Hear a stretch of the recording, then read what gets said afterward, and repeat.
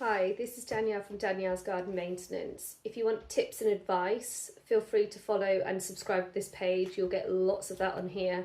I've been a gardener for 17 years now, and there's some things that you pick up over the years within being in the horticulture industry. But today, the reason why I am talking is about sowing sweet peas. You can either do an autumn sowing or a sort of spring sowing. I did it in January last year, so I thought I'd do it in autumn this year. So there's a few reasons why we soak them. So you can either chip them, which you could cut yourself, so I would be very careful with that. I would talk more about that in a minute. But the reason why we soak them, so with the flowers, like with the purple and the blue ones, their husks on their shells tend to be a lot thicker.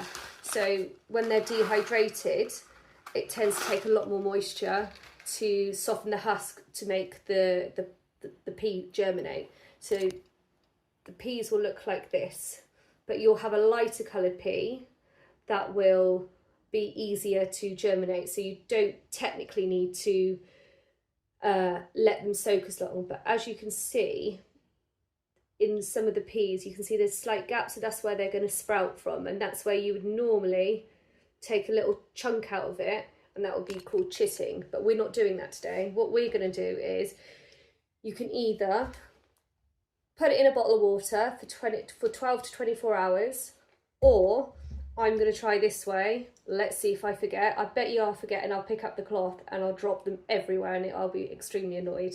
So you're going to get a soaking wet cloth, and then you're going to get your peas and you're going to stick them in soaking wet, and then you're just going to leave them in there.